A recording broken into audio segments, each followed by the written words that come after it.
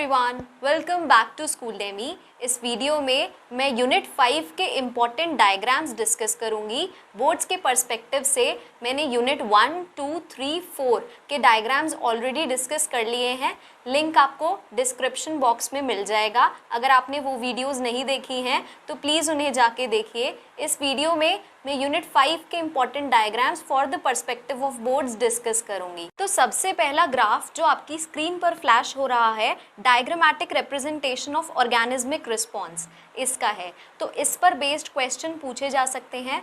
Question पूछा जा सकता है कि कन्फर्मर्स कौन होते हैं या रेगुलेटर्स कौन होते हैं, पार्शियल रेगुलेटर्स कौन होते हैं। बाय डेफिनेशन आपको पता होना चाहिए, एग्जाम्पल्स आपको पता होना चाहिए, एटलीस्ट 2 एग्जाम्पल आप प्रिपेयर करेंगे। और पार्शियल रेगुलेटर्स के बारे में इसकी डेफिनेशन पूछी जाती है क्योंकि ये इन दोनों के बीच में लाई करते हैं। आप प्लीज़ इसे ध्यान रखिएगा। एक क्वेश्चन और पूछा जाता है कि why are conformers more in number as compared to regulators. तो आप लिखेंगे कि because the regulator performs the function to regulate the internal environment of their body and this requires lot of energy expenditure, therefore the conformers are more in number as compared to the regulator. Next diagram जो आपकी screen पर flash हो रहा है, representation of age pyramids for the human population. इन age pyramids पर based question पूछे जा सकते हैं। देखिए, जो पहला है एक्सपैंडिंग एज पिरामिड, ये जो है ये बेसिकली इसको बोला जा सकता है कि ये पिरामिडल शेप है। शेप पर बेस्ड क्वेश्चन पूछे जा सकते हैं। जो स्टेबल है इसको हम बोल सकते हैं कि ये बेल शेप्ड पिरामिड है। और तीसरा वाला जो है, जो डिक्लाइनिंग पिरामिड है, इसको हम बोलेंगे कि ये अर्न शेप पिरामिड है। ठीक है, शेप पर बेस्ड क्वेश्चन पूछे जा सकते हैं। और पूछा जा सकता है कि किस में पोस्ट रिप्रोडक्टिव वाली पॉपुलेशन ज़्यादा है, किस में रिप्रोडक्टिव पॉपुलेशन ज़्यादा है। तो ये तो आप डायग्राम देखकर भी ध्यान रख सकते हैं। इस डायग्राम पर बेस्ड क्वेश्चन पूछे गए हैं। एक क्वेश्चन इस टॉपिक पर और फ्रेम हो सकता है that which of the age pyramid is ideal for human population. आप लिखेंगे stable age pyramid is ideal for human population because it maintain the stability in the population phases.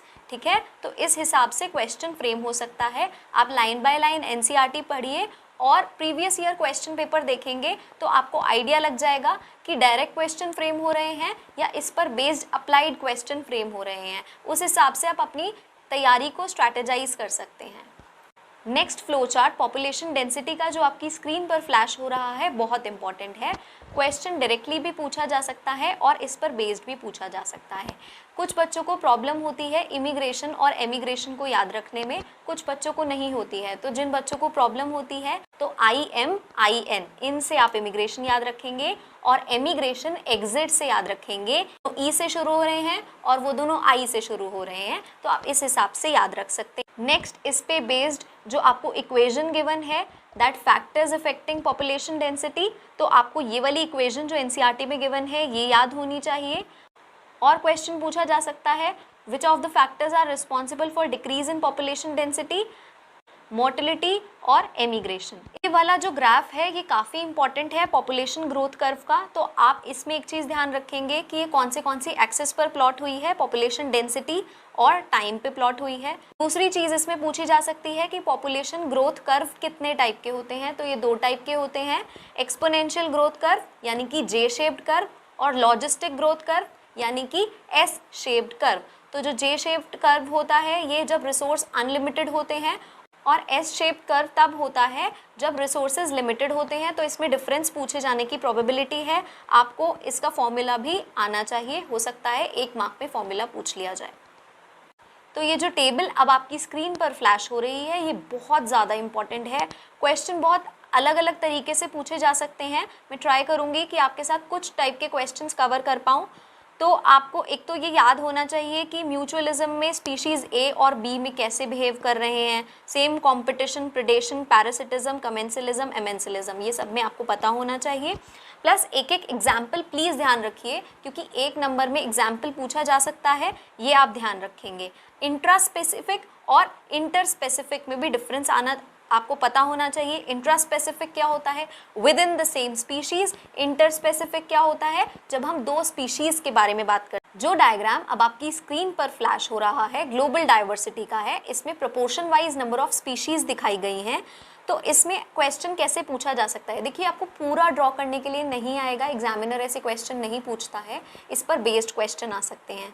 Question पूछा जा सकता है कि इनवर्टिब्रेट्स में सबसे ज़्यादा नंबर ऑफ स्पीशीज़ कौन से ऑर्गेनिजम्स की हैं, तो आप लिखेंगे इंसेक्ट्स, सबसे कम क्रस्टेशियंस, तो सबसे ज़्यादा और सबसे कम याद रखेंगे इसमें। सेकेंड हाईएस्ट मॉलस्क्स, इस हिसाब से पूछा जा सकता है।